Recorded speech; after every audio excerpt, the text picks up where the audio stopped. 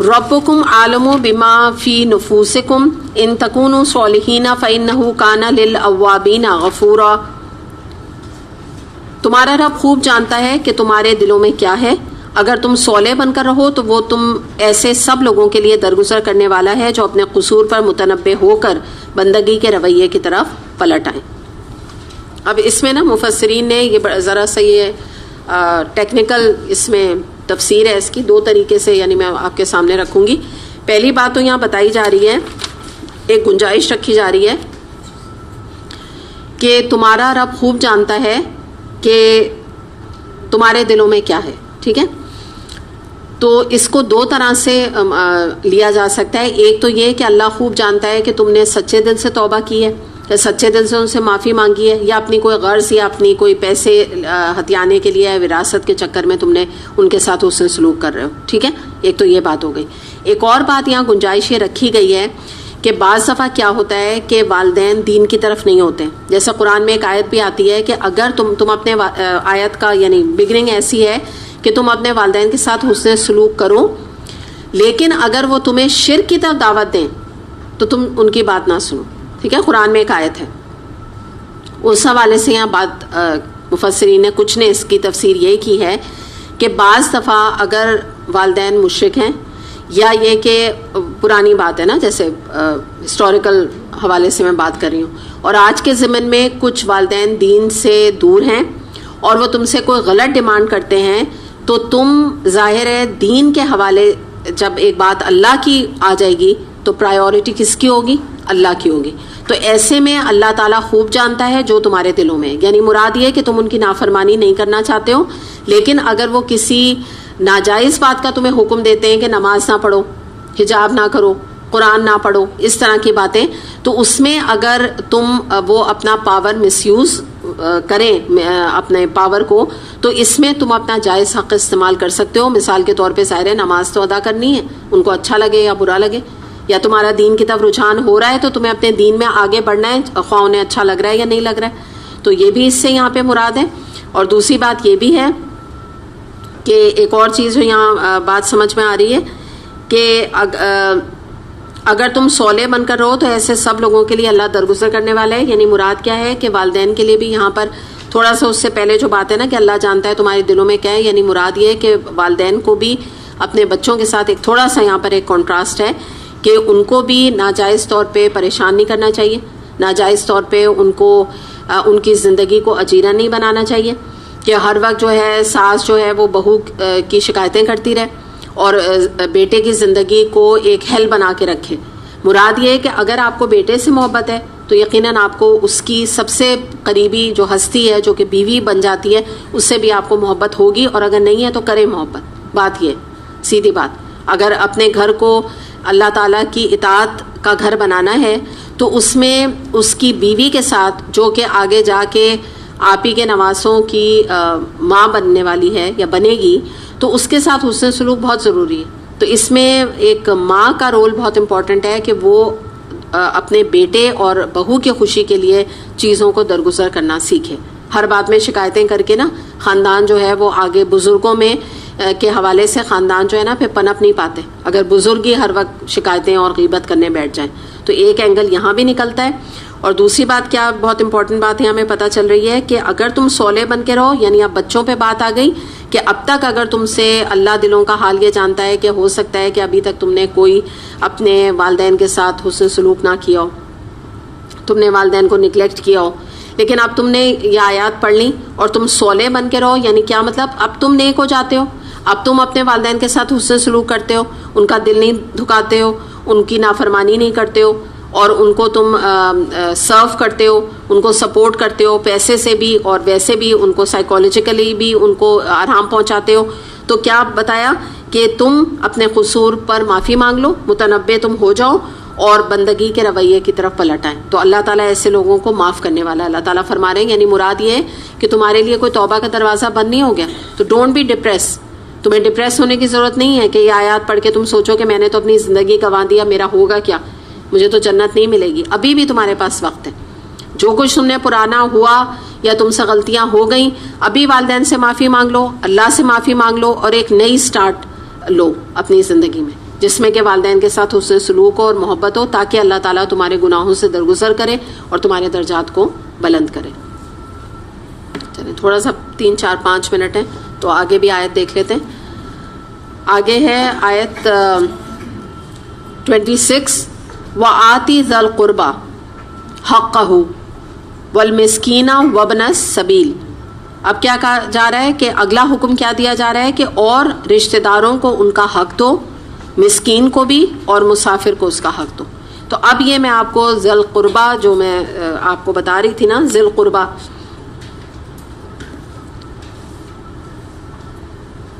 اس کا جو ذکر کیا جا رہا ہے نا،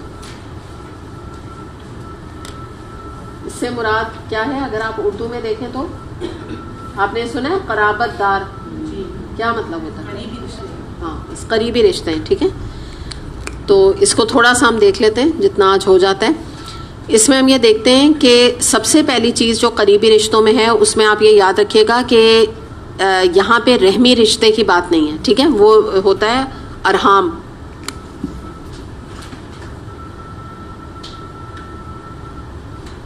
ٹھیک ہے، یہ جو لسٹ ہے نا یہ الگ ہے، ذی القربہ الگ ہے. ارحام جو ہے نا، رحمی رشتے بہت کم ہوتے ہیں. آپ سمجھ گئے نا، ماں سے جن کا تعلق ہوتا ہے نا، رحمی رشتے، خون کے رشتے، وہ کم ہوتے ہیں.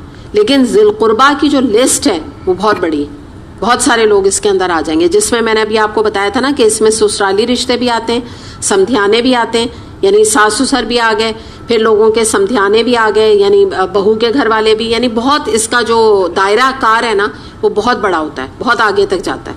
جو بھی آپ کے سمجھے جاننے والے رشتہ دار ہیں دور دور کے. تو اب جو مین بات ہمیں یہاں پر ہم دیکھیں گے وہ یہ دیکھیں گے کہ سب سے امپورٹنٹ چیز ارحام میں تو ہے ہی، رحمی رشتوں میں، لیکن ذی القربہ میں بھی یہ چیز آتی ہے کہ ان کے ساتھ حسن سلوک میں جو مین چیز ہے وہ یہ ہے کہ ان کے ساتھ قطع رحمی نہیں ہو سکتی. کسی طرح بھی آپ ان کے ساتھ تعلقات کو کاٹ نہیں سکتے. ایک بات اپنے ذہن میں رکھیں، کیونکہ میں اس لیے آپ کو کہہ رہی ہوں کہ جب ان کا دائرہ بہت بلند ہوگا تو ضروری نہیں ہے، یعنی دائرہ بہت وسیع ہوگا، تو جب وسیع ہوگا تو اس میں ضروری نہیں آپ کے ہر ایک کے ساتھ ریلیشن شپ اچھی ہو، کیونکہ وسیع ہے نا دائرہ بہت. بھائی ماں باپ کے ساتھ بھی اچھی ہے، بھائی بہن کے ساتھ بھی اچھی ہے، ٹھیک ہے فائن.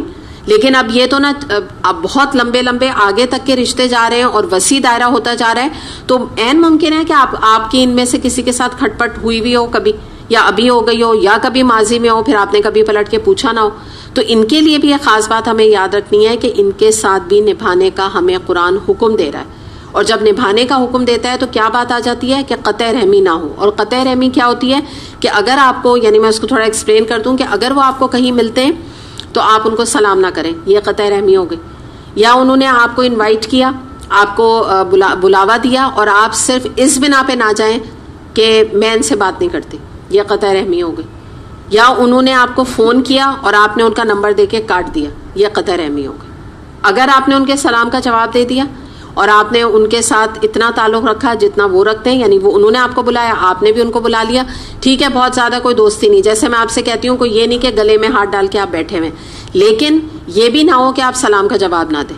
تو اس سے ہمیں پتہ چلتا ہے کہ ان کا جو معاملہ ہے تھوڑا سا ایزی بھی ہے، یعنی بہت زیادہ ہمارے اوپر والدین کی طرح ریسٹرکشن نہیں ہے کہ بہت بڑی پکڑ ہماری نہیں ہے.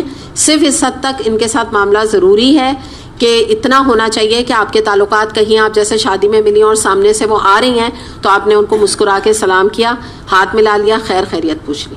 اس حد تک بھی آپ کا اگر معاملہ ہے تو الحمدللہ آپ کی پکڑ نہیں.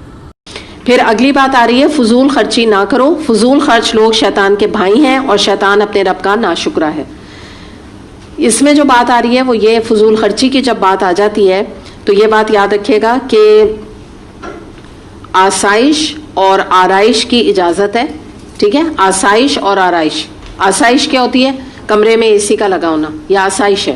ٹھیک ہے، اس کی اجازت ہے. آرائش کیا ہوتی ہے؟ گھر کو ڈیکوریٹ کرنا ایک سلیقے کے ساتھ، اچھے صاف ستھرے پردے لگے ہوئے ہیں، صوفے ایسے صاف ستھرے آپ خریدیں بیٹھنے کے لیے، یا بیڈ لیا ہوا ہے، تو آرائش کی بھی اجازت ہے، نمائش کی اجازت نہیں. جب انسان شو آف اور نمائش کے چکر میں پڑتا ہے نا، تبھی آپ یاد رکھیں وہ فضول خرچی کرتا ہے. اور اسراف کا جو یہاں لکھا ہوا ہے نا، ان المبذرین کانوا اخوان الشیاطین، مبذر یعنی تبذیر کرنا. تبذیر وہ چیز ہوتی ہے کہ جہاں پہ ضرورت نہیں ہے وہاں بھی پیسے کو خرچ کرنا، اس کو روکا گیا ہے ہمارے دین میں اور اس آیت میں. تو اس میں ہم دیکھتے ہیں کہ تبذیر یا اسراف جو ہے وہ صرف پیسے میں نہیں ہوتا.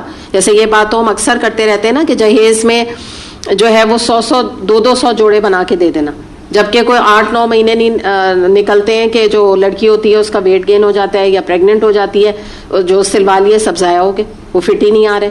تو یہ ساری چیزیں جو ہے نا پھر وہی تبذیر کے اندر آ جاتی ہیں. یہ ہے کہ ہر وقت مطلب ایک کوئی وقت ہوتا ہے، کوئی ٹائم ہوتا ہے، ہر وقت ہوٹل کے کھانے کھانا، گھر کے کھانے کو سڑا دینا، پھینکوا دینا، یہ بھی سب اسراف ہے. پھر اس کے بعد جو ہے نا ہمارے ہاں جو شادیوں میں جو اسپینڈنگز کی جاتی ہیں، چاہے وہ کارڈز کے ضمن میں، چاہے وہ کھانوں کے ضمن میں، چاہے وہ لوگوں کے انویٹیشن، اتنے ہزار لوگوں کو بلانا اور ان کی دعوتیں کرنا، یہ لٹرلی پیسے اڑانا ہے. اسراف سے بڑھ کے یہ جو نہیں کہتے اڑا رہے ہیں، بالکل لٹرلی یہ وہ والی کیٹیگری آ جاتی ہے. اور اس میں جو ہے 8-8 لاکھ 9-9 لاکھ کے جو ہے وہ برائڈل جوڑے ڈیزائنر سے بنوانا ایک دن کے فنکشن کے لیے، مشکل سے ہی باری آتی ہے دوبارہ وہ پہننے کی. دوسری بات یہ ہے کہ ویڈنگ پلانرز ہائر کرنا، ڈیکوریشن کرنا، میچنگ ساری کٹلری اور کراکری لینا. تو یہ ساری ہمارے ہاں جو بیسکلی ہے نا جو شادی بیاہ کے فنکشن ہے نا، ان سے زیادہ اسراف جو ہے نا اور کہیں نہیں ہوتا. اور تو انڈیویجول بیسس پہ لوگ کرتے ہیں نا، وہ انڈیویجولی کرتے ہیں، لیکن یہ جو چیز ہے نا یہ ہمارا ایک ایپیڈیمک کی طرح ہمارا پورا معاشرہ اس اسراف کا شکار ہے. جہاں دیکھیں آپ مہندیوں مائیاں جو آپ دیکھ لیجئے کہ آج کل ایک کھانا کھلانا جو ولیمے کے کھانے کا اتنا بڑا خرچہ آ جاتا ہے جو کہ جائز ہے اور پسندیدہ ہے، تو کہاں جو انسان پہ مہندی مائیوں میں کھانا کرے تو آپ دیکھیں کہ پر ہیڈ کیا آج کل چل رہا ہے. اس حساب سے آپ امیجن کر لیں کہ کتنا پیسہ جو ہے اس کا ضیاع ہے اور اللہ کی ناراضگی الگ اس کے ضمن میں آتی ہے. تو وہی والی بات ہے کہ دیکھیں چادر دیکھ کر جو کہتے ہیں نا مسئلہ ہے کہ چادر دیکھ کے اپنے پاؤں پھیلائیں، حقیقت یہی ہے. دوسری بات یہ ہے کہ ایک اور چیز نے لوگوں کو اس حال پہ اسراف پر اور تبذیر پر پہنچا دیا ہے، وہ ہے کریڈٹ کارڈ کلچر. کہ آج جو ہے کریڈٹ پہ لے لو جو تمہارے دل کی خواہش ہے، کوئی نفس کو نہیں دباؤ، اب بعد میں دیکھی جائے گی جب بل آئے گا. تو اسی طرح سے ہر شادی کے موقع پہ نیا جوڑا بنانا، اب خاندان اپنے گھروں میں ہو رہی ہے تو نیا، خاندان میں ہو رہی ہے تو نیا، بھائی کیا ہو رہی ہے تو نیا. کیا کہنا بھائی یہ میں دوبارہ کیسے پہنوں، کیا پہنا. ہمیں یہ لگتا ہے کیا کہ سارے لوگ جو ہے شادی اور بیاہ کے موقع پہ ہمارے جوڑے دیکھ رہے ہیں، ان کو یاد ہو گیا، ان کو یاد بھی نہیں ہوگا کہ آپ نے کیا پہنا تھا. اور بالفرض اگر انہیں یاد بھی آ گیا تو what difference does it make, کہ اگر آپ نے دوبارہ سے وہی والا بھائی کے بھی شادی میں وہی پہن لیا اور بہن والے میں بھی وہی پہن لیا، کیا ہو گیا اس سے؟ کچھ بھی نہیں فرق پڑ گیا. آپ نے جو ہے نا اسراف سے آپ بچ گئیں. اچھا ایک اور بات یہاں ہم دیکھ لیتے ہیں کہ دیکھیں صرف یہ جو میں نے بات کی نا کیٹیگری، یہ تو کامن ہے، ہم انڈرسٹینڈیبل، ہمیں پتہ ہے اس کے بارے میں. ایک اسراف جو کی کچھ اور چند اقسام ہیں، ان میں سے ایک قسم ہے باتوں میں اسراف. یہ بھی انسان کرتا ہے. کیسے؟ جو بہت باتونی لوگ ہوتے ہیں، بولتے چلے جاتے ہیں، بولتے نہ ان کو یہ پتا ہوتا ہے کہ سچ بول رہے ہیں جھوٹ بول رہے ہیں، کسی کا مذاق اڑا دیا. جب لوگ بہت بولتے ہیں نا تو ان کو یہ نہیں سینس ہوتا کہ میں آگے کو کیا بات کہہ رہا ہوں، اس کو ہرٹ ہو رہی ہے یا میں اس کو کتنا برے طریقے سے اس کا مذاق اڑا رہا ہوں. تو یہ بھی اسراف کے اندر آتا ہے. پھر جذبات میں اسراف وہ کیا ہوتا ہے؟ موت کے موقع پر بین شروع کر دیا، آؤٹ آف کنٹرول ہو گئے، منہ پہ تھپڑ مار رہے ہیں، کپڑے پھاڑ رہے ہیں، بین اسے کہتے ہیں نا. اور شادی ہوئی تو ناچنا شروع کر دیا، کہ مطلب ماں ہے، لڑکے کی ماں ہے یا لڑکی کی ماں ہے، کچھ تھوڑی سی شرم یا کوئی تھوڑی انسان کے اندر کوئی حیا ہونی چاہیے کہ لڑکے کی یا لڑکی کی ماں ہو کے ناچ رہے ہیں. جو دلہا کے باپ ہیں وہ ناچ رہے ہیں، عمر اپنی دیکھیں، کوئی 60 سال کا ہے، کوئی 70 سال کا ہے، وہی ناچ رہے ہیں. کیوں؟ خوشی سے آج میرے بیٹے کی شادی ہے. بھائی کیا مطلب ایسی خوشی ہے؟ کیا بتائیں نا. اور یا اگر خوشی ہے تو بھائی کنٹین کریں. ہمارا دین جو ہے نا وہ اس طرح سے خوشیوں کا عجیب و غریب جو طریقے ہیں غیر اسلامی وہ پسند نہیں کرتا کہ ناچنا شروع کر دے آدمی. خوشی کو بھی کنٹین کرے، غم کو بھی کنٹین انسان کرے نا. تو دونوں چیزیں میں یہ اسراف ہوتا ہے. پھر کیا ہے؟ وقت پہ اسراف. یہ کتنے لوگ کرتے ہیں؟ یہ کیا کیٹیگری ہے کہ لاغ کاموں میں، بیکار کاموں میں اوور انڈلجنس. مثال کے طور پہ مووی دیکھ رہے ہیں تو مووی دیکھے چلے جا رہے ہیں، شوز دیکھ رہے ہیں تو شوز دیکھے چلے جا رہے ہیں. آج ایک شو دیکھ رہے ہیں، دوسرا شو دیکھ رہے ہیں، پھر اگلے دن دیکھ رہے ہیں. ڈرامے آ رہے ہیں تو ایک ڈرامہ ہو گیا، اب اگلی کس کا انتظار ہے. پھر جتنے چینل ہیں تو ہر چینل پہ کوئی نہ کوئی ڈرامہ چل رہا ہے، تو ہر ڈرامے کی ایوری ڈے کے حساب سے قسطیں اور اس کا انتظار ہے. تو یہ کیا چیز ہے؟ یہ لف کاموں میں اوور انڈلجنس ہے. تو وقت میں اسراف کیے چلے جا رہے ہیں، اس کو ضائع کر رہے ہیں ایک طرح سے نا. تو یہ تمام چیزیں اس کے اندر آ جاتی ہیں. تو آخری میں بس تھوڑا سا ہم اس کو دیکھیں گے کہ سم اپ کرنے کے لیے کہ تبذیر کے نقصانات کیا ہوتے ہیں. اس میں پہلا نقصان یہ ہوتا ہے کہ جب اللہ تعالیٰ نے جس کو بھی پیسہ دیا اگر وہ اس کو اسراف اور تبذیر میں لوٹاتا ہے ایک طرح سے اور پیسے کو ضائع کرتا ہے تو اس کا نتیجہ یہ نکلتا ہے کہ اس کے پاس اللہ کے لیے صدقہ اور خیرات دینے کے لیے یا زکوٰۃ دینے کے لیے پیسہ نہیں بچتا. ایک تو یہ بہت بڑا نقصان ہوتا ہے. دوسری بات یہ ہے کہ جب آپ جیسے یہ کہا گیا نا کہ یہ شیطان کے بھائی ہیں تو جب انسان خود یہ تبذیر کرتا ہے اسراف کرتا ہے لوگوں کو دکھانے کے لیے کرتا ہے. ایسے لوگوں کی پارٹیز میں یا ان کی شادیوں میں یا ان کے گھر کے فنکشنز میں وہی لوگ آتے ہیں جو خود بھی اسراف اور تبذیر کرتے ہیں. یعنی آپ سمجھ رہے ہیں نا کہ ایک گروپنگ بن جاتی ہے. اسی طرح کے لوگوں میں جب اٹھنا بیٹھنا ہوتا ہے تو ایک جیسے لوگ لائک مائنڈیڈ لوگ ہو جاتے ہیں. اس سے کیا ہو جاتا ہے کہ انسان اس دلدل میں تبذیر کے مزید دھنستا چلا جاتا ہے. یعنی اس ایک بیٹے کی پھر اور لوگ آئے انہوں نے ان کے دیکھا دیکھی لوگوں نے اپریشیٹ کیا اور نام ہو گیا نمود جو اب چاہتا تھا انسان. تو اب کیا ہوگا اگلے بچے یا بیٹی کی بھی اسی طرح تبذیر کو اختیار کرے گا. کس لیے؟ تاکہ لوگ خوش رہیں. لوگ ایک آدھ لوگوں نے کمپلیمنٹ دے دیا. تو یہ جو دلدل ہے یہ پھر انسان کی نا ختم ہونے میں نہیں آتی. تبھی یہ بات کہی کہ شیطان کے بھائی ہیں یعنی یہ سب مل کر یہ شیطانی کام کرتے ہیں.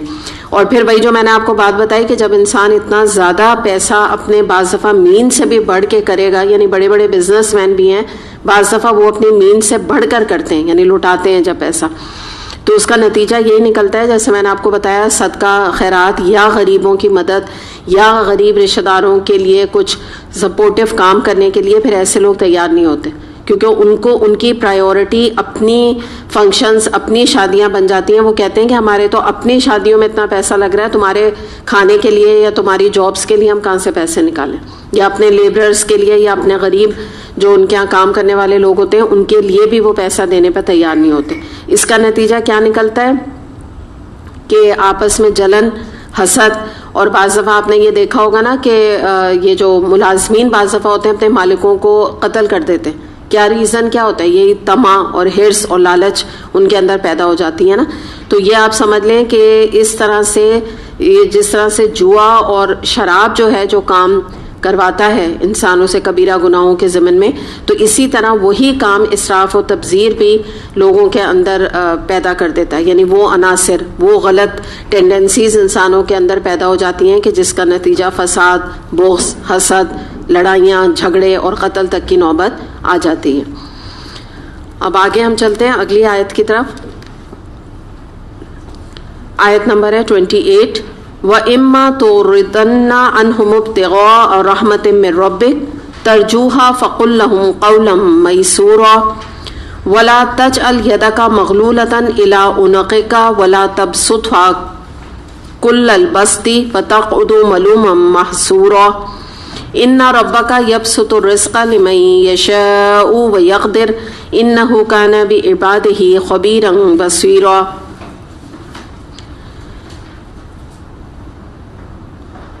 اچھا آگے اب جو بات ہو رہی ہے وہ یہ ہو رہی ہے کہ اگر ان سے یعنی حاجت مندوں رشتہ داروں سے مسکینوں سے مسافروں سے تمہیں کترانا ہو اس بنا پہ کہ ابھی تم اللہ کی اس رحمت کو جس کے تم امیدوار ہو تلاش کر رہے ہو تو انہیں نرم جواب دے دو. اور چلیں ابھی پہلے اس کی تفسیر کر لیتے ہیں. ویسے تو میں نے آیت پوری آگے بھی 29 پڑھ دی تھی لیکن تھوڑا سا زیادہ نہیں ہے اس کی تفسیر. ایک سمپل سی بات ہے اس کو ہم دیکھ لیتے ہیں کہ مراد یہاں پہ صرف یہ آ رہی ہے کہ مثال کے طور پہ ابھی ہم نے جو کیٹیگریز کا ذکر کیا نا جیسے رشتہ دار ہیں مسکین ہیں مسافر ہیں تو بتایا جا رہا ہے اللہ تعالیٰ کی طرف سے کہ اگر فرض کر لو تم انہیں کچھ نہیں دے سکتے مثال کے طور پہ تمہاری خود ہی اتنی حیثیت نہیں ہے تو بات کیا ہے کہ قولم میسورہ یسر سے بنا ہے یعنی ان کو نرمی سے اچھی بات ان سے زبان سے نکالو. یعنی اگر تمہیں معذرت بھی کرنی ہے تو بہت ہی اچھے ورڈز کے سلیکشن کے ساتھ تم معذرت کرو. اور اگر ضروری نہیں کہ تم پیسے سے مدد کر سکتے ہو اگر نہیں کر سکتے کوئی بات نہیں لیکن تم ان کو کوئی اچھا مشورہ دے دو یا یہ کہ تم ان کے کوئی ہوتا ہے نا کسی کے ساتھ کوئی معاملہ کروا دو ان کا. جیسے کسی کو نوکری چاہیے, تم خود نہیں دے سکتے نوکری, کسی سے بات کر کے اس بچے کی نوکری کرا دو کہ ان کا گھر چل جائے. تو یہ بھی بات یہاں پر آتی ہے کہ ضروری نہیں ہے کہ انسان اگر کسی کے ساتھ پیسے کے ساتھ رشتہ داروں کے ساتھ نہ کرے تو بس پھر کچھ بھی نہ کرے. اس کے علاوہ بھی آپشنز موجود ہیں, اس طرف یہاں پہ توجہ دلائی جا رہی ہے. اور بات کیا ہے, اگر تم کچھ بھی نہیں کر سکتے, مثال کے طور پہ تمہاری خود بھی اتنی حیثیت نہیں ہے, تم مدد بھی نہیں کر سکتے, تو پھر بھی ان کو, یہ جتنی بھی کیٹیگریز ہیں ان کو تم جھڑکو نہیں.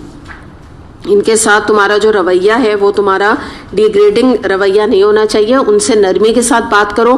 اور بات یہ ہے کہ اگر کچھ بھی نہیں انسان کر سکتا ہے تو ہم اتنا تو کر سکتے ہیں نا کہ اگر کوئی عورت بہت پریشان ہے اور آپ پیسے سے اس کی مدد نہیں کر سکتے تو کم سے کم چند بول اسے دلاسے کے انسان دے سکتا ہے, یا اس کو اللہ تعالیٰ سے جوڑ سکتا ہے, اللہ تعالیٰ کا توکل اس کے اندر پیدا کر سکتا ہے کہ بھئی تم کوشش اپنی جاری رکھو, اللہ سے دعا کرتے رہو. کیونکہ بعض دفعہ پریشانی میں لوگوں کے گھروں میں جب اتنے مسائل ہوتے ہیں تو وہ نمازیں پڑھنی بھول جاتے ہیں, دعائیں مانگنی بھول جاتے ہیں. بعض دفعہ کیا ہوتا ہے, بھولنے سے مراد یہ کہ دل ہی نہیں چاہتا, اتنی ڈپریشن کی فیلنگ ہوتی ہے, اتنی پریشانی ہوتی ہے کہ اپنی پریشانی کو لے کے وہ ایک جگہ بیٹھ جاتے ہیں. اس میں نمازیں بھی قضا ہو رہی ہیں, نمازیں بھی نہیں پڑھی جا رہی, نہ دعا مانگ رہے ہیں اللہ تعالیٰ سے. تو یہ بھی ایک کاؤنسلنگ ان کی تم کر سکتے ہو کہ کم سے کم ان کو دین سے, اللہ سے ایسے وقت میں جوڑ دو کہ جس وقت کہ ان کی پریشانی کی حالت ہے, تاکہ ان کو دلی طور پہ کوئی, ذہنی طور پہ کوئی سکون مل جائے. تو اس طرف یہاں اشارہ کیا گیا. پھر آگے جو آیت تھی اس کا ترجمہ ہم دیکھتے ہیں کہ نہ تو اپنا ہاتھ گردن سے باندھ کے رکھ اور نہ اسے بالکل ہی کھلا چھوڑ دے کہ ملامت زدہ اور عاجز بن کر رہ جائے. تیرا رب جس کے لیے چاہتا ہے رزق کشادہ کرتا ہے اور جس کے لیے چاہتا ہے تنگ کر دیتا ہے. وہ اپنے بندوں کے حال سے باخبر ہے اور انہیں دیکھ رہا ہے. اب یہاں پہ ایک ہمیں فائن ایک لائن بتائی جا رہی ہے کہ ایک طرف اسراف و تبذیر ہے اور ایک طرف جو معاملہ ہے وہ کنجوسی کا ہے. تو اللہ تعالیٰ یہاں فرما رہے ہیں کہ اللہ تعالیٰ کو نہ اسراف و تبذیر پسند ہے اور نہ ہی اللہ تعالیٰ کو کنجوسی پسند ہے. ایک بیلنسڈ ایٹیٹیوڈ جس کو ہم میانہ روی اردو میں کہتے ہیں وہ انسان کا ہونا چاہیے. اور یہ کس طرف اشارہ ہے, آپ مثالوں سے بات کو سمجھیے گا. کنجوسی کس سینس میں آتی ہے, جیسے بعض جو مرد ہوتے ہیں تو وہ اپنے سگریٹ, اپنے پان سگریٹ, اپنے کپڑوں, ان کے لیے تو وہ بہت بے تحاشا پیسے لوٹاتے ہیں, لیکن اگر بیوی اپنے گھر کے خرچے کے لیے, اچھے کھانے پینے کے لیے, یا بچوں کے نئے کپڑوں کے لیے, یا ان کے اچھے کھانے پینے کے لیے پیسے مانگ لے تو اس کو جھڑک کر یا اس کو تنگ کر کے یا روک روک کے پیسہ دیتے ہیں.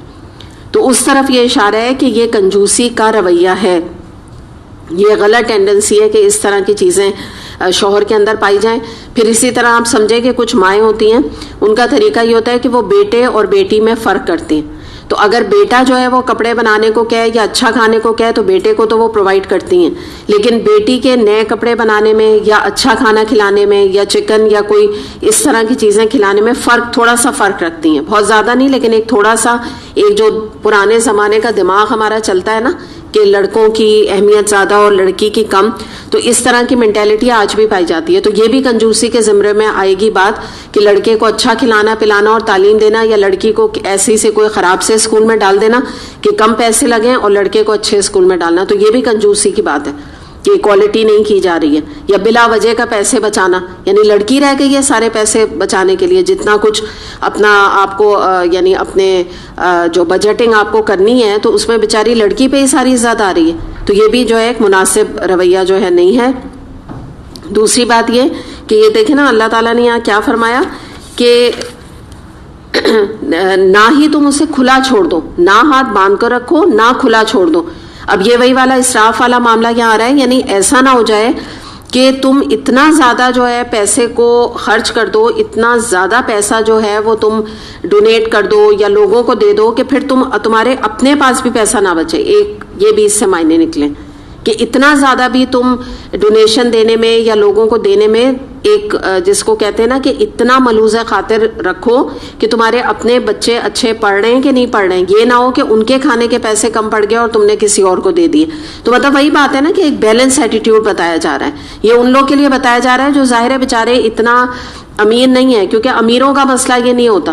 امیر تو آپ سمجھیں کہ اگر لاکھوں بعض تو کروڑوں بھی ڈونیشن دے دیں تو بھی ان کے پاس سمجھے کہ بینک بیلنس ان کا جو ہے نا وہ 20 کروڑ کا ہوتا ہے. مثال یہ اگر کروڑ بھی دے دیا تو 20 کروڑ رکھے ہوتے ہیں ان کے بینک میں، تو ان کا یہ پرابلم نہیں ہے، یہ ان بیچاروں کا پرابلم ہے جو کہ تھوڑے بہت، جس کو نہیں ہم کہتے کھاتے پیتے ہوتے ہیں، یا تھوڑا بہت آپ ان کو لاکھوں پتی جن کو کہتے ہیں نا کہ تھوڑی بہت کیٹیگری میں امیروں کے آتے ہیں، تو ان کا معاملہ ذرا سا بیچ بیچ کا چلتا ہے نا، تو ان کے لیے یہ بات سمجھائی جا رہی ہے کہ اتنا بھی نہ تم خرچ کر دو کہ تم بعد میں جو ہے وہ ملامت زدہ اور عاجز بن کے بیٹھ جاؤ، یعنی سارا کھانا تم نے جو ہے وہ مہینے کا پہلے مہینے کے پہلی ہفتے میں تم نے کسی رشتہ دار کو اپنی آدھی سے زیادہ تنخواہ دے دی، 1/4 تم نے گھر میں رکھی، اب تمہیں خود پتا ہے تمہارا اپنا خرچہ نہیں چلے گا 1/4 تنخواہ سے، تو آپ کو بات سمجھ آ رہی ہے نا؟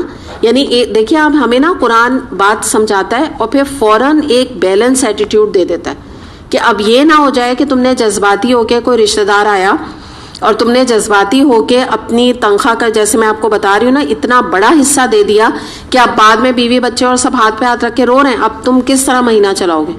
تو بات آپ کو سمجھ آ گئی نا کہ ایک بیلنس ایٹیٹیوڈ ضروری ہے. مثال کے طور پہ جب صدقہ خیرات کی بات ہوتی ہے تو ہر ایک کا لیول الگ ہوگا. جو امیر لوگ ہوں گے، میں نے آپ کو بتایا نا کہ وہ تو لاکھوں بھی اگر صدقہ خیرات دے دیں ان کے لیے کوئی بات نہیں ہے، لیکن اس کے بعد جو لیول ہے نا، یہ ہمیں خود اپنا دیکھنے کی ضرورت ہے کہ ہم کتنا دے سکتے ہیں، اور یہ ہم خود جانتے ہیں، یہ کوئی ہمیں پن پوائنٹ کر کے نہیں بتائے گا. کوئی آ کے یہ پوچھ نہیں سکتا کہ پلیز آپ مجھے بتائیں کہ میں مہینے میں کتنا صدقہ دیا کروں. یہ ہمارا خود، ہمارا جو جس کو کہتے ہیں نا کہ بجٹنگ ہمارے گھر کی، ہمیں کتنے پیسے ملتے ہیں، ہمارے شوہر کتنے کماتے ہیں، ہمارا اسٹینڈرڈ آف لیونگ کیا ہے، اور ہمارے بچوں کے خرچے کیا ہیں، یہ ہم خود سب جانتے ہیں. تو یہ بڑا ایک امپورٹنٹ چیز ہے جو اللہ تعالیٰ ہمیں یہاں بتا رہے ہیں.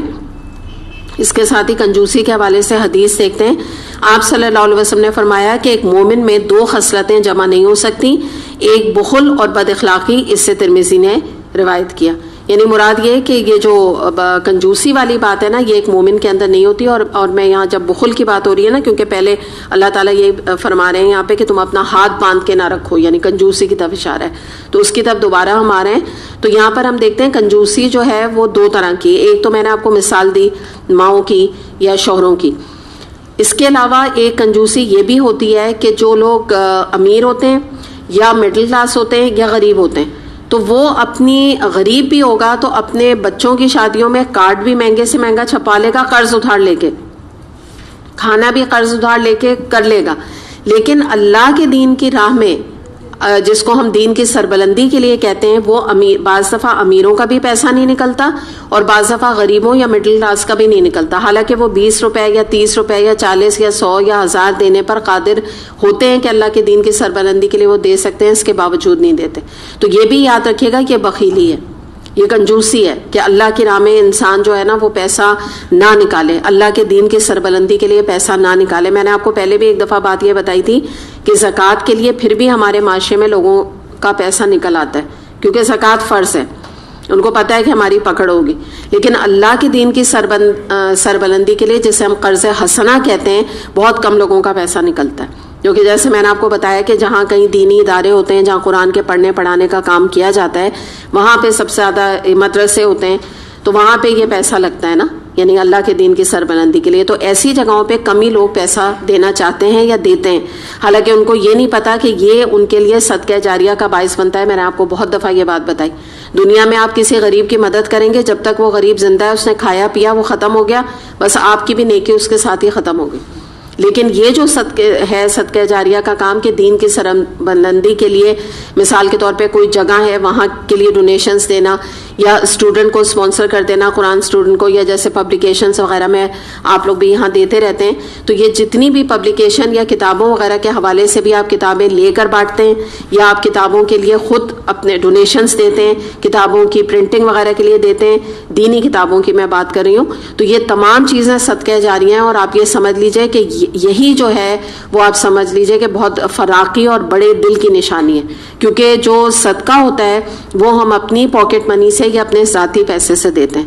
زکوٰۃ دینا نا کوئی بہت بڑا کمال نہیں ہے، یاد رکھیے گا، کیونکہ زکوٰۃ فرض ہے.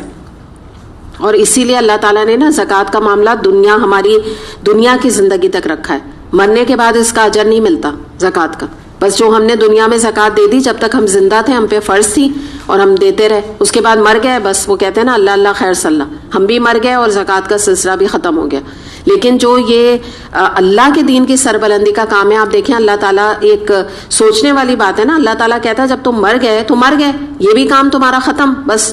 لیکن یہ امیزنگ بات ہے کہ آپ کو میں نے جیسے پہلے بھی حدیث بتائی تھی نا کہ اعمال کا سلسلہ منقطع ہو جاتا ہے مرنے کے بعد سوائے 3 اعمال کے. نبی کریم صلی اللہ علیہ وسلم نے فرمایا کیا اعمال ہیں اس میں؟ صدقہ جاریہ کے کام، کسی کو کوئی دینی علم سکھا جانا، اور اولاد جو اپنے والدین کے لیے استغفار کرے یا مغفرت کی دعا کرے. یہ 3 چیزیں رہ جاتی ہیں.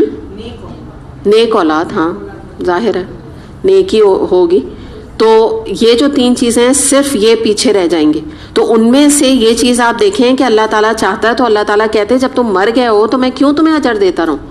لیکن کیونکہ یہ جو کام ہے اللہ کے دین کا کام، یہ دراصل اللہ کا کام ہے، اور اگر کوئی یہ کام کرتا ہے تو وہ دراصل اللہ کے دین کو مضبوط کرتا ہے. اور قرآن نے اس کو کہا ہے کہ جو کوئی اللہ کی مدد کرے گا اللہ اس کی مدد کرے گا، قرآن میں یہ آتا ہے. تو جو بھی کوئی دین پڑھنے پڑھانے یا کوئی بھی آپ سمجھے ایڈمنسٹریشن کے حوالے سے، ڈونیشن کے حوالے سے، دین کے کسی بھی کاز کو مضبوط کرنے کے حوالے سے کام کر رہا ہے تو آپ سمجھ لیجیے وہ اللہ کے دین کی مدد کر رہا ہے، اللہ کی مدد کر رہا ہے.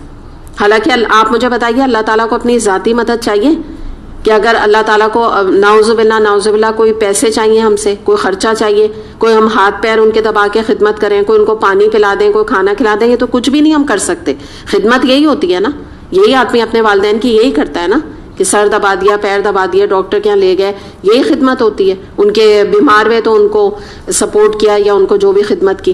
تو اللہ تعالیٰ کو تو یہ تمام ضرورت ہی نہیں ہے، اللہ تعالیٰ تو ان تمام چیزوں سے ماورا ہے، بہت بڑی ہستی ہے اللہ تعالیٰ. تو اللہ کی مدد یہ ہے اللہ کے دین کی مدد.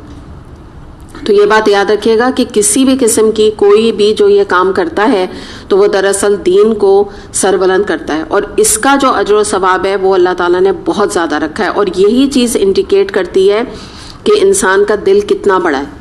یعنی یہاں پہ آپ کو پتا چلے گا، کیونکہ ہم یہ بخل کی جب ہم یہاں بات کر رہے ہیں نا تو اس سے ہمیں یہ پتا چل رہا ہے کہ کن لوگوں کا دل بڑا ہے. وہ جب اللہ کے دین کی سربلندی کے راہ میں جو پیسہ لگاتا ہے تو آپ سمجھ لیجئے اس سے ایک تھوڑا سا ہمیں آئیڈیا ہوتا ہے کہ یہ بڑے دل کا مالک ہے. یعنی جس کو کہتے ہیں نا کہ اللہ کے لیے دل کھول کے وہ خرچ کر رہا ہے، کیونکہ اس کی پاکٹ منی سے یہ خاص طور پہ پیسہ نکلتا ہے. لیکن اللہ تعالیٰ نے آپ یہ دیکھیں کہ اس کا اجر کتنا زیادہ رکھا.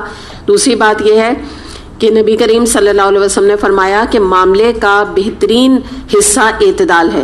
یعنی مراد کیا ہے کہ جو بھی تم پیسہ جہاں پہ خرچ کرو اعتدال کے ساتھ کرو. اور ایک اور حدیث میں آتا ہے کہ وہ آدمی کبھی غریب نہیں ہوگا جو معاملے میں میانہ روی اختیار کرتا ہے. یعنی جو بھی کوئی اپنا، جیسے ہم نے پہلے بات کی تھی نا کہ نہ بہت پیسے کو اڑاتا ہے اور نہ ہی بخیلی اختیار کرتا ہے، درمیان کا معاملہ کرتا ہے. یعنی دیکھیے درمیان کا معاملہ کیا ہے کہ آپ اپنی ضروریات زندگی پر بھی خرچ کریں، اپنی نیڈز کے اوپر بھی خرچ کریں، اپنے گھر کو بھی کھائیں پئیں بھی صحیح طریقے سے، اور اتنا پس انداز کر لیں کہ آپ اسے زکوٰۃ ادا کریں، ساتھ میں آپ صدقہ بھی دے سکیں. جو میں نے آپ کو صدقہ جاریہ کی بات بتائی، یعنی کیا مراد ہے، قرض حسنہ بھی آپ دے سکیں. اللہ کے دین کی سربلندی کے لیے کچھ نہ کچھ حصہ جو ہے انسان ضرور اپنی زندگی میں کر جائے. کیونکہ یہ جو دنیا میں آپ آج صدقہ جاریہ کا پیسہ لگائیں گے، یہ آپ کو کب فائدہ دے گا؟ مرنے کے بعد. جس دن یعنی اس دنیا سے مر گیا وہ شخص، اس دن سے اس کا صدقہ جاریہ کا اکاؤنٹ، یعنی ویسے تو کھلا ہی ہوتا ہے لیکن اس دن سے بھی کھل جاتا ہے، مرنے کے بعد بھی کھل جاتا ہے. یعنی ویسے جاری رہتا ہے، اس کو تو کہتے ہیں نا جاری، یعنی منقطع ویسے تو ہوا ہی نہیں. لیکن اگر آپ تھوڑا سمجھنے کے لیے بات کو سمجھیں تو مرنے کے بعد سب کچھ ختم ہو گیا لیکن یہ اکاؤنٹ کھلا ہوا ہے ابھی بھی. تو یہ کوئی دیکھیے معمولی بات تو نہیں ہے نا، کوئی معمولی یہ بات نہیں ہے کہ انسان مرنے کے بعد بھی اجر و ثواب کماتا رہے اور اس کے جو مختلف قسم کے چیزیں ہیں، جیسے مثال کے طور پہ کہیں کنواں کھدوا دینا، پانی وغیرہ کا بھی جو انتظام کرنا ہے، یہ بھی صدقہ جاریہ میں آ جاتا ہے. درخت لگا دینا، سائے دار درخت لگا دینا، یہ بھی ایک قسم ہے اس کی. اس کے علاوہ اچھا کوئی علم آگے پہنچا دیا، جیسے مثال کے طور پہ آپ نے کوئی پیسہ خرچ نہیں کیا لیکن آپ نے کوئی اچھی بات جو یہاں سے سیکھی آپ نے اپنی میٹ کو بتا دی، اس نے عمل کیا، اس کے بعد اس کے آگے کسی نے عمل کیا، یا یہ کہ آپ نے اپنے بچوں کو کچھ قرآن کی تعلیم دے دی جو وہ آگے عمل کرتے رہے. تو پیسوں کے علاوہ قرض حسنہ میں آگے دینی علم پہنچانا بھی آ جاتا ہے، اور اس کی صورتیں مختلف ہیں. جیسے میں نے آپ کو پہلے بھی بتایا تھا، آپ نے کتابیں آگے پہنچا دی، آپ نے یہاں کے فلائرز آگے ڈسٹریبیوٹ کر دیے، یا کسی بھی قرآن کے کورس کو آپ نے آگے پہنچا دیا، واٹس ایپ کے لیکچر آپ نے آگے پہنچا دیے. تو یہ تمام کام ایسے ہیں کہ انشاءاللہ تعالیٰ آپ کے مرنے کے بعد بھی اس کا سلسلہ جاری رہے گا، کیونکہ اس کا مطلب یہی ہے صدقہ جاریہ. لیکن میں آپ کو یہاں پر جو یہ ٹاپک کو لائی ہوں، وہ میں صرف آپ کو یہ بتانا چاہ رہی ہوں کہ صدقہ جاریہ کے کام وہی لوگ کرتے ہیں جو کہ فراق ہوتے ہیں، سخی ہوتے ہیں. جو لوگ بخل سے کام لیتے ہیں اور کنجوس ہوتے ہیں، وہ زیادہ تر اگر آپ ان کا معاملہ دیکھیں نا تو وہ دین کے کاز کے لیے پیسے نہیں لگاتے، بلکہ وہ کہتے ہیں کہ یہاں مت دو. ان کا تو پتہ ہی نہیں ہے، جو دینی ادارے اور قرآن کے ادارے ہیں نا، ان کا تو پتہ ہی نہیں، پتہ نہیں کون یہودی ایجنٹ ہے، کون کیا ہے، تو کیا پتہ نہیں ان کے ریفرنسز ہیں کیا ہیں کیا نہیں. ان کو نہ دیا کرو، کہیں پہ پیسہ لگا دو، یہاں نہ دو. تو اس قسم کی ان کی سوچ ہوتی ہے. تو اس سوچ کے ساتھ آپ سوچ لیجئے وہ کتنا بڑا اپنا نقصان کرتے ہیں. کون یہ چاہے گا کہ مرنے کے بعد اس کی نیکیاں نہیں پنپتی رہیں، اور جب وہ قبر میں لیٹا ہو تو اس کا بینک بیلنس بڑھتا رہے. کون نہیں چاہے گا ایسا کوئی انویسٹمنٹ ہم کر کے جائیں؟ جو عقل مند ہے وہ تو یہ ضرور کرے گا. تو آپ سوچیں کتنی محرومی کی بات ہے کہ انسان مر جائے اور اتنی بڑی نعمت اور اتنی بڑا ایک اپارچونٹی اللہ تعالیٰ نے ہم کو دی، اس کو ہم اویلی نہ کریں. تو یہ جو معاملہ ہے نا، جب انسان قرآن ڈیپتھ میں پڑھتا ہے نا، تب اسے قرض حسنہ، صدقہ، خیرات، زکوٰۃ، ان تمام چیزوں کا ڈفرنس پتہ چلتا ہے. ایک عام صدقہ ہے صدقہ جاریہ، ورنہ تو اسے پتہ ہی نہیں ہوتا. وہ کہتا ہے بس ٹھیک ہے ہم زکوٰۃ تو دے رہے ہیں، اور زکوٰۃ بھی کیسی دے رہے ہوتے ہیں، نہ کیلکولیشن ہوتی ہے، نہ کوئی حساب کتاب کیا ہوتا ہے، بس اندازے سے دے رہے ہوتے ہیں، اور کہتے ہیں بس ٹھیک ہے ہم کر تو رہے ہیں زکوٰۃ، دے تو رہے ہیں، بس یہی بہت ہے. اچھا، پھر اس کے بعد ہم یہ دیکھتے ہیں کہ ایک اور بڑی ڈفرینس یہ ایک بات ہے. امام غزالی رحمۃ اللہ علیہ، آپ نے نام سنا ہوگا نا، بہت مشہور یہ امام گزرے ہیں. ان کی ایک کتاب ہے نسخہ کیمیا. اس میں انہوں نے ایک بات یہ لکھی کہ جیسے مثال کے طور پہ ابھی ہم بات کر رہے ہیں نا، تو ہم یہ کہہ رہے ہیں کہ جو بھی انسان کی جائز ضرورت ہے اور جائز خواہش ہے، دو چیزیں ہیں نا. یہ میں تھوڑا سا آپ کو سمجھا دوں کہ ایک ہوتی ہے ضرورت جائز،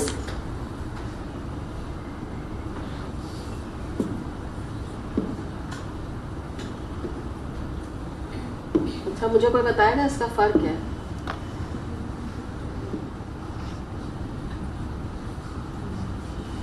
جی بتائیں، کوئی اور بتائے؟ چلیں آپ بتائیں. ضرورت جیسے انسان کو کھانا پینا اور کپڑے، مطلب جیسے اپنا جسم ڈھکنا وغیرہ کی ضرورت ہے. لیکن اگر اللہ نے استطاعت دی بھی ہے اور انسان تھوڑا اچھا جیسے کھا لیتا ہے اپنی استطاعت کے مطابق، یا اچھے کپڑے پہن لیتا ہے، تو وہ خواہش میں پھر آ جائے گا. ٹھیک ہے. اور ضرورت کیا بھی پھر؟ ضرورت یہ کہ بھائی ضرورت تو ایسے انسان کو بیسکلی دیکھا جائے تو صرف کھانے کی، مطلب ایک بیسک چیز بھی آپ کھائیں تو آپ کی ضرورت پوری ہو سکتی ہے.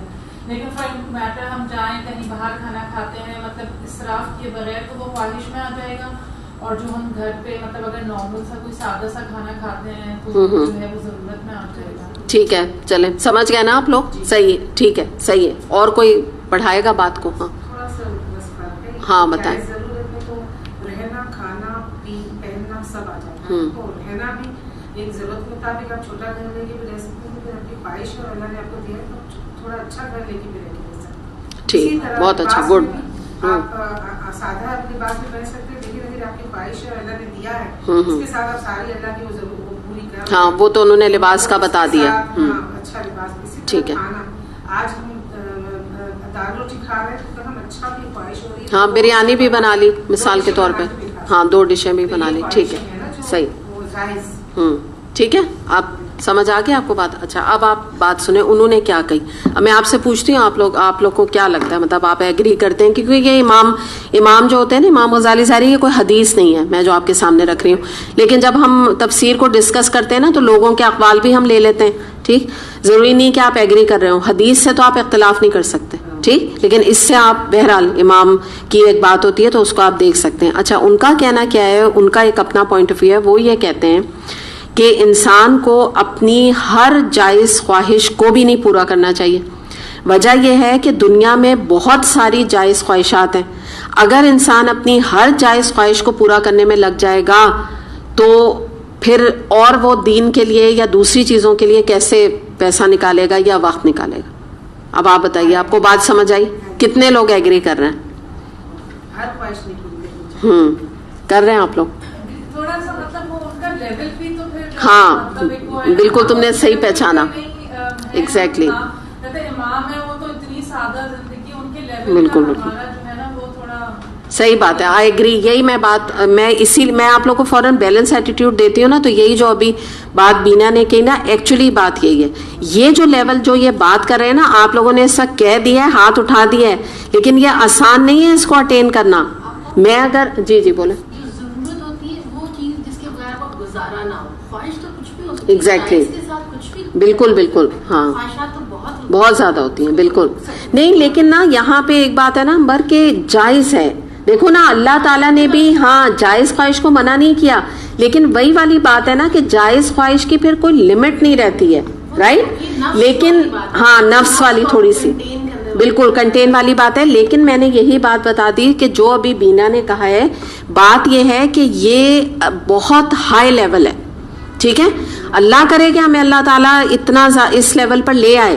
لیکن ایک جو عام ہم لیول پر ہے نا, جو ایک عام انسان ہوتا ہے, اگر اللہ نے اس کو دیا ہے تو یہ مشکل ہے کہ اگر اللہ تعالیٰ نے مثال ابھی جیسے انہوں نے دی ہے کہ اللہ تعالیٰ نے دیا ہے ان کو اتنا کہ بھئی یہ ایک وقت میں انہوں نے بریانی اور کڑھائی 2 چیزیں بھی بنا لی. ٹھیک ہے نا, تو اللہ تعالیٰ نے دیا ہے, نہ کوئی یہ گناہ بھی نہیں ہے, جائز خواہش ہے یہ. ٹھیک ہے نا, تو ان کا کہنا یہ ہے کہ بھئی ہر خواہش پوری نہ کرو. یعنی ان کی مراد یہاں پر یہ ہے کہ تم آج یعنی تم روز بھی مثال کے طور پہ اچھا کھانا کھا سکتے ہو, لیکن ہر وقت نہیں کھاؤ. کبھی تو اپنے آپ کو یعنی ایزی رکھو نا, یعنی کبھی نہیں بلکہ ان کا ذرا سٹینڈرڈ زیادہ ہی ہے. وہ تو یہ کہنا چاہ رہے ہیں کہ ہر خواہش ہی نہیں پوری کرو. جیسے اب پھر یہ ہو جاتا ہے نا, صرف کھانا تو نہیں ہے ہمارا, پھر پہننا آ گیا. اب یوں دیکھیں نا, اچھا پھر کیا ہوا, ایک آدمی کے پاس گاڑی وہ لے سکتا ہے, نئی گاڑی لے سکتا ہے, پرانی گاڑی اتنا تنگ نہیں کر رہی ہے. لیکن ایک ہوتا ہے نا کہ آپ کو پتا ہے مارکیٹ میں یہ ہوتا ہے کہ اگر آپ گاڑی نہیں بیچیں وقت پہ تو پھر اس کی ویلیو کم ہو جاتی ہے, پیسے اچھے نہیں ملتے. تو بعض دفعہ اس لیے بھی لوگ گاڑی پرانی بیچ کے نئی لے لیتے ہیں کہ ابھی نئی لے لیں گے تو اور زیادہ یہ چلے گی. اب ان کے مطابق یہ ہے کہ بھئی جو گاڑی ہے جب تک وہ ٹوٹ پھوٹ کے ختم نہیں ہو جاتی ہے تو چلاؤ اس سے کام. صحیح ہے, تو یہ تھوڑا سا بات یہی ہے کہ یہ کوئی حدیث نہیں ہے. صحیح, لیکن علماء کی باتوں کو بہرحال ایک انٹلیکچوئل اسٹیمولیشن کے لیے اور اپنی تربیت کے لیے ضرور ان کی باتیں بڑی گہری ہوتی ہیں, اور آدمی کو ان کو کوٹ بھی کرتے ہیں لوگ. جیسے آپ نعمان علی خان کو دیکھیں, وہ بہت کوٹ کرتے ہیں, ڈاکٹر فرد کوٹ کرتی ہیں, تو اس طرح سے لوگ کرتے ہیں. ہمانہ جمع ہماری ٹیچر وہ اکثر کوٹ کرتی ہیں. تو بہرحال انسان کی تربیت ہوتی ہے, تھوڑا سا اس کا جو دنیاوی ایک عنصر ہوتا ہے نا وہ تھوڑا کم ہوتا ہے, اور انسان آخرت کی طرف زیادہ مائل ہوتا ہے. کیونکہ جب آپ آخرت کی طرف مائل ہوتے ہیں تو آپ کے اندر یہ ٹینڈنسی پیدا ہوتی ہے. لیکن ضروری نہیں جس سٹینڈرڈ پر آپ ہیں تو آپ کے بچے بھی ہو جائیں. اگر آپ بچوں سے یہ بات کریں گے تو وہ تھوڑا سا آپ سے اختلاف کر سکتے ہیں. ٹھیک ہے نا, وہ کہیں گے جب جائز خواہش ہے تو آپ کیوں اس کو منع کر رہی ہیں. تو یہ لیول ذرا کم لوگوں کو اٹین ہوتا ہے اور مشکل سے اٹین ہوتا ہے. تو ابھی ہم اس چیز پہ ہاں رہے کہ جو آپ لوگ بات کہہ رہے ہیں نا کہ میں اگر آپ یعنی مجھ سے رائے لیں تو میں یہ کہوں گی کہ جو انسان کی جائز خواہشیں جن میں کھانا پینا اور ایک رہنا گھر کا آتا ہے, کہ جیسے اب انہوں نے مثال دی کہ کوئی ایک گھر اگر ایک اپارٹمنٹ بھی لے سکتا ہے, لیکن اگر اللہ تعالیٰ نے اس کو اتنا دیا ہے کہ وہ اپنی چھت, اپنی زمین اور اپنا ایک پراپر گھر لے لیتا ہے, جو اس کے بچے کے کل کام آئے گا نا, بچوں کی شادی ہوگی تو پھر اس کو دوبارہ گھر نہیں لینا پڑے گا, تو کوئی اس میں مذائقہ نہیں ہے. ٹھیک ہے نا, کوئی مذائقہ نہیں, کیونکہ یہ نیسیسٹیز ہیں. میں اگر آپ کو سچی بات بتاؤں, یہ جو ہے نا ضرورت کو تھوڑا سا بڑھا دیا ہے. صحیح, خواہشات ہاں وہ ہمیں اپنے کو کنٹین کرنے کی ضرورت ہے, جو ہم لوگوں نے کل تھوڑی سی اسراف و تبذیر میں بات کی تھی کہ مثال کے طور پہ یہ خواہش کو ہم کنٹین کر لیں کہ کیک. ٹھیک ہے, ایک کیک ہمیں پتہ ہے کہ ایک 800 کا آ رہا ہے, تو ہم بلا وجہ 5000 یا 10,000 کا کیک نہ لیں. اب خواہش تو ہو رہی ہے, ٹھیک ہے, بہت ناجائز خواہش بھی نہیں ہے بھئی, اس کے اندر وہ تو نہیں ڈالا, الکوہل تو نہیں ڈلا ہوا نا کہ ہم کہیں بہت ناجائز خواہش ہے, ناجائز بھی نہیں ہے, لیکن تھوڑا سا اپنے کو کنٹین کر لیں. ایک اور بات جیسے ہے کہ آپ شادی میں لوگوں کو بلا رہے ہیں, آپ کی خواہش کیا ہو رہی ہے, جائز خواہش ہے, کوئی مسئلہ نہیں ہے, 1000 لوگ ہیں, ٹھیک ہے نا, سب کو بلائیں. وہ جو میں نے کل بات کی تھی نا, ارمان نکالنا ہے مجھے, تو سب کو مجھے بلانا ہے. میری پرانی یعنی کہ بچپن کی جو نرسری کی فرینڈ ہے, میں اس کو بھی ڈھونڈوں گی کہ کہیں سے مل جائے. چلیں, ہاں جو بھی آپ کی یہ خواہش ہے, اب آپ اس کو کنٹین کیسے کریں گے, کنٹین کیسے کریں گے اس کو؟ ظاہر مشکل تو ہے لیکن باجی آپ نے 200 ہاں 1000 کی لسٹ کو آپ 100 پر یا 200 پہ لے آئیں، سادگی پر لے آئیں. یہ وہ چیز ہے جو یہ کہہ رہے ہیں نا، یعنی ان کے لیول پر تو ہم نہیں اتنا جا رہے، لیکن ہم کسی لیول تک یہ بات ان کی درست بھی ہے اور جو کہ ہمیں کرنے کی ضرورت ہے. کیونکہ اگر اس طرح پھر تو یہی بات ہوگی نا کہ آپ کہیں گی کہ اگر میں 1000 روپے 1000 لوگوں کی دعوت کر رہی ہوں تو اس میں ناجائز کیا بات ہے، کیا ہو گیا؟ اب بات سمجھی؟ تو پھر کیا ہوا، اسراف کو بھی آپ نے ایک طرف کر دیا اور تبذیر کو بھی ادھر پھینک دیا کیونکہ میری جائز خواہش ہے. تو ایسے نہیں جائز ہر خواہش پوری کرنی ہے. بات اب آپ کو سمجھ آ گئی نا؟ تو آپ لوگ جو ایک دم سے سر ہلا کے کہہ رہے تھے نا، تو بات کی اس کی گہرائی کو سمجھیں. بات تو ٹھیک ہے آپ نے ایگری کر لیا، لیکن یہ بھی دیکھ لیجئے کہ کسی جگہ پر آپ اپنی خواہش کو پورا بھی کر لیں اور کر سکتی ہیں، کہیں پہ اپنے کو کنٹین بھی کریں. تو بات تو وہی آ گئی نا جو پھر یہ کہہ رہے ہیں. قرآن پڑھنے کے بعد ہمیں بھی اتنا تو ماشاءاللہ سے الحمدللہ کہہ سکتی ہیں کہ تھوڑی خواہشوں کو کنٹرول میں رکھا ہو. ہاں الحمدللہ. تھوڑا سا بہت ہے کہ سب کے لیکن آدمی کنفیوژن کا شکار ہو جاتا ہے نا کہ کہاں پہ کرے کہاں نہیں کرے. اب جیسے اس کی مثال یہ بھی ہے کہ مثال کے طور پہ آپ نے ایک آپ جوڑا لینے گئی، ایک جوڑا آپ کو مل رہا ہے 6000 کا، اور اس سے یعنی جس کو کہتے ہیں نا 19-20 آپ کو ایک اور پسند آ رہا ہے جو 3000 کا ہے. ٹھیک ہے، اس میں تھوڑی کم ایمبرائڈری ہے، تھوڑا کم کام ہے، لیکن اچھے ہیں، وہ بھی اچھا ہے وہ بھی اچھا ہے، کوالٹی دونوں کی اچھی ہے. تو اب آپ پیسوں کے پوائنٹ آف ویو سے اگر دیکھیں تو آپ کو کیا کرنا چاہیے؟ 3 والا لے لیں. ٹھیک ہے، کیونکہ کوئی اتنا زیادہ آپ کو یہ نہیں ہو رہا ہے کہ 6 والے پہ آپ مری مٹی ہیں، یہ والی بات نہیں ہے. یعنی دونوں میں سے آپ کوئی بھی لے سکتی ہیں. تو بہتر کیا ہے، یعنی اپنی خواہش کو جو آپ نے اسے کنٹرول کیا، اس پہ بھی آپ کو اجر ہے. ٹھیک ہے نا، اجر ملے گا آپ کو، کیونکہ آپ کس سے بچنے کی کوشش کر رہی ہیں؟ اسراف سے. کیونکہ جائز ہے نا، جائز ضرورت ہے آپ کو کپڑے لینا. تو بات آپ کو سمجھ آ گئی نا؟ اس طرح سے بات کو میں سمجھا رہی ہوں. ایک اور میں مثال آپ کو دے دوں تو بات آپ اور سمجھ لیں. جیسے مثال کے طور پہ آپ کی بیٹی کی یا بیٹے کی آپ اس کے لیے زیور خرید رہی ہیں جو کہ ہمارے معاشرے میں ضروری ہے. تو آپ لینے گئیں، ایک طرف آپ کو ایک سیٹ مل رہا ہے، کیونکہ آپ کو پتہ ہے نا سونے کا بعض دفعہ یہ لوگ اس طرح بناتے ہیں سیٹ کہ جو کہ بہت عقل مندی، میں تو کہتی ہوں یہ بہت اچھا طریقہ ہوتا ہے کہ دیکھنے میں بہت ہیوی لگتا ہے، گولڈ اس میں کم ہوتا ہے، پیسے کم ہوتے ہیں اس کے. ٹھیک ہے، تو ایک آپ کو اس قسم کا مل رہا ہے جس کے کہ پیسے کم ہیں، اس کے اندر گولڈ بھی کم ہے، لیکن بڑا ہیوی لک دے رہا ہے. ٹھیک، اور وہ آپ نے اگر دیکھا تو سمجھے وہ 1,00,000 کا آپ کو مل رہا ہے. اور ایک اور سیٹ ہے جو دیکھنے میں اتنا نہیں لگ رہا، لیکن ڈبل کاسٹنگ آپ سمجھتے ہیں نا، یہ سب کاسٹنگ واسٹنگ ملا کے اور سب کچھ کر کے وہ 4 کا مل رہا ہے آپ کو. اور وہ دیکھنے میں اتنا نہیں لگ رہا، لیکن آپ کو جولر یہ کہہ رہا ہے کہ باجی یہ زیادہ بھاری ہے. ہوتا ہے نا، ہمیں تو پہچان نہیں ہوتی، ہم حیران ہو رہے ہوتے ہیں کہ یہ کیسے 1,00,000 کا ہے اور یہ 4 کا کیسا ہے، یہ زیادہ ہیوی لگ رہا ہے. بناوٹ ایسی ہوتی ہے. اب اس میں کیا کرنے کی ضرورت ہے؟ 1,00,000 والا لے لیں آپ. بالکل آپ کا، کیونکہ ہمارا مزاج ہے نا، ہمیں کیونکہ ایسا دکھانا ہے کہ بچی کا گلا بھر جائے. برائی نہیں نا، مطلب آپ جولی لینے جا رہے ہیں، سارے آپ 4 باتیں سوچیں گے نا کہ لگے بھی جب سسرال جا رہے ہیں تو بھائی یہ بھی نہ لگے کہ ایک دیا سیٹ وہ بھی اتنا ہلکا دے دیا. اب آپ اس چکر میں نہ پڑیں کہ اس میں سونا کتنا ہے. بس ٹھیک ہے، باقی تو میں نے آپ کو سمجھا دیا ہے نا کہ جو کمپنسیشن، جو پیسے آپ نے بچائے نا اگر 3، وہ بچی کے لیے پس انداز کر دیں کہ پھر کبھی اس کے کام آ جائیں گے. تو یہ میں سمجھانا چاہ رہی ہوں کہ اب آپ اس کی باتوں میں آ کے کہ وہ اچھا سونا زیادہ ہے، کون دیکھ رہا ہے؟ بچی تو آپ کی دیکھ کے یہی کہے گی یہ تو بہت ہلکا سا ہے یا اتنا اچھا نہیں لگ رہا یا چھوٹا سا ہے. دیکھنے میں تو وہ یہ کہہ رہی ہے. اور ہوتا ہے ایسا، بڑی حیرانی ہوتی ہے بعض دفعہ نا. اب اتنے، میں آپ کو اپنا ایکسپیرینس بتا رہی ہوں، میں نے ایسے اتنے ہلکے اتنے چھوٹے چھوٹے سیٹ دیکھے اور وہ کہتے ہیں یہ ڈبل پرائس کے اندر ہے کیونکہ ڈبل کاسٹنگ ہے اور فلائیں اس کے اندر گولڈ بہت زیادہ ہے. تو یہ میں سمجھانا چاہ رہی ہوں کہ یہ اس طریقے سے ہم اپنی خواہشات کو آگے پیچھے کر کے کنٹرول کر کے پیسے کو پس انداز کر کے اسراف سے بچ سکتے ہیں.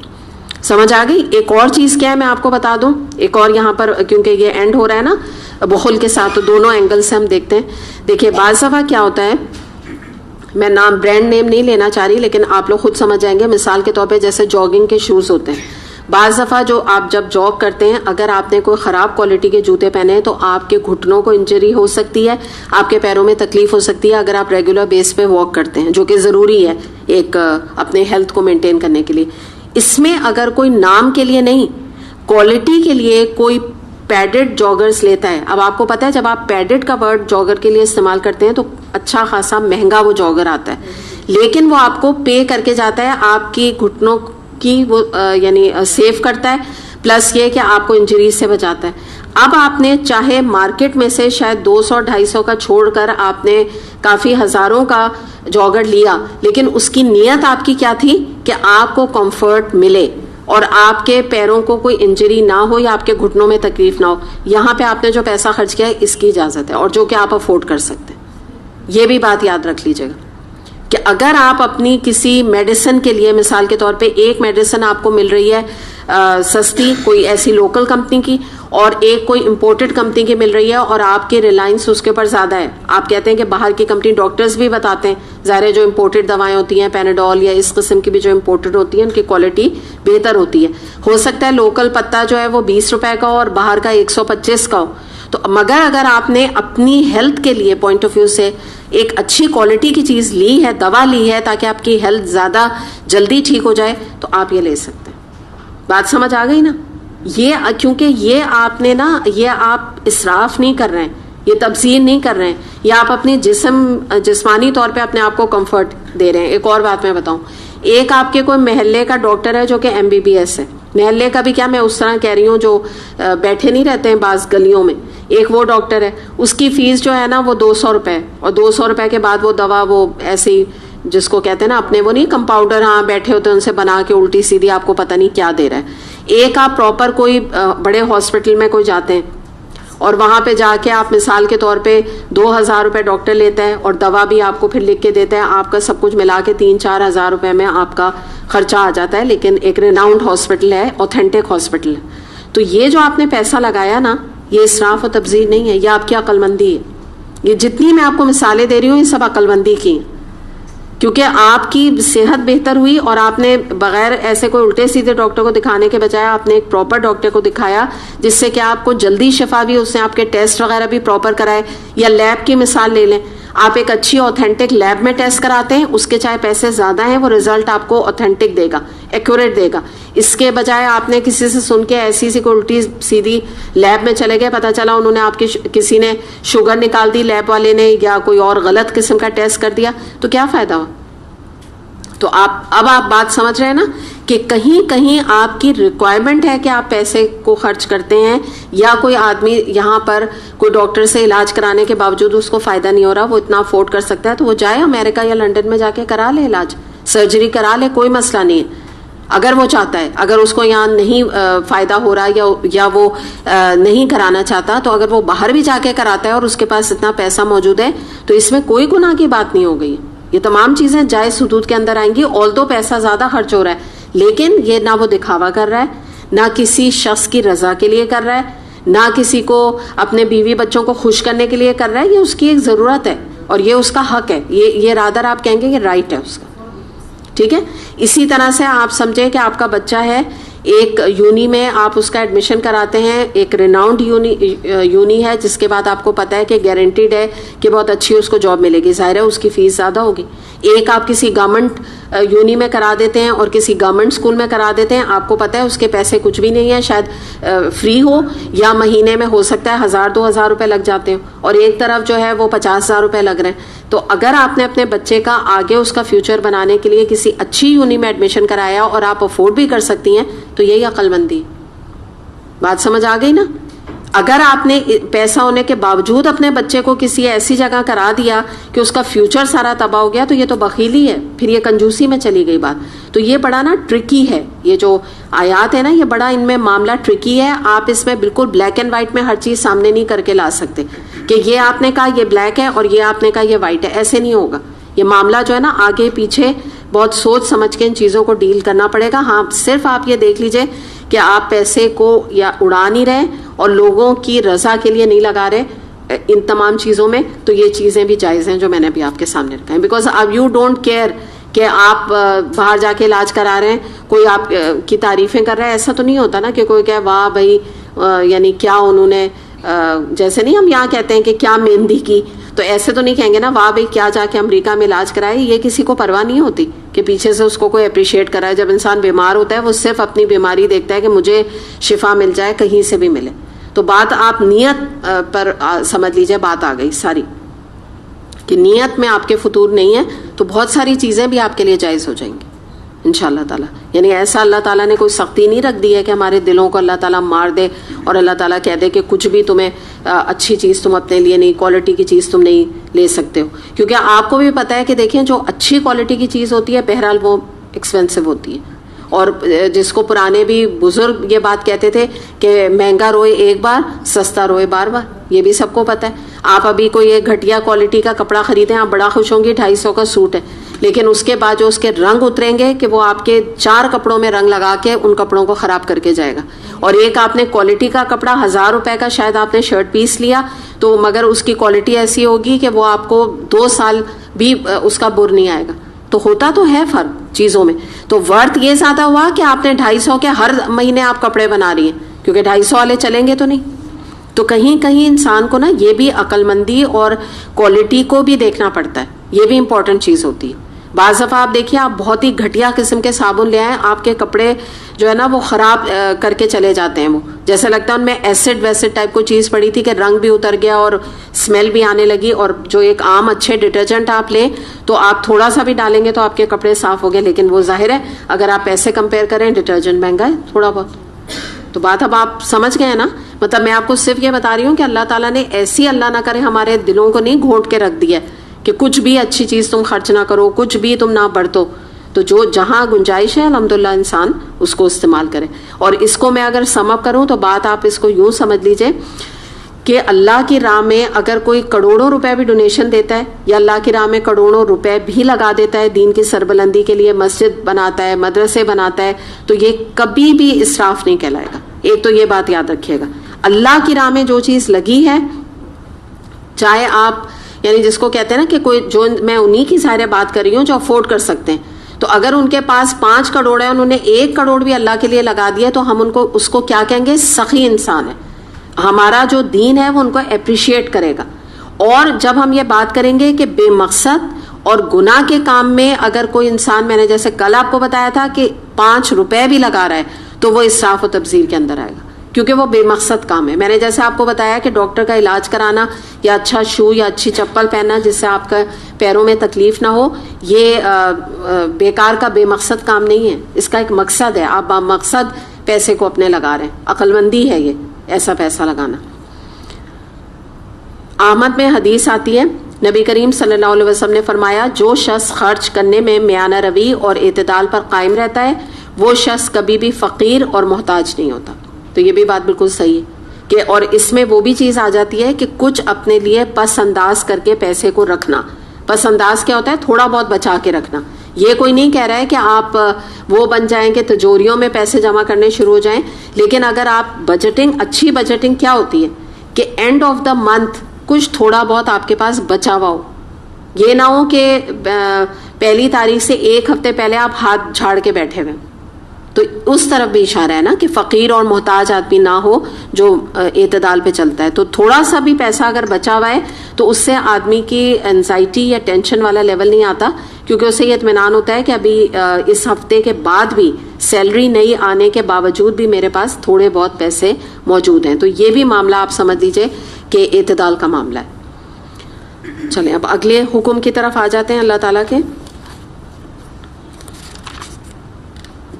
اور پھر آخری یہ جو بات ہو رہی ہے اس کو ہم سم اپ کر لیں کہ اللہ تعالیٰ ہی چاہتا ہے، جس کا رزق تنگ کرتا ہے، جس کا چاہتا ہے فراخ کر دیتا ہے.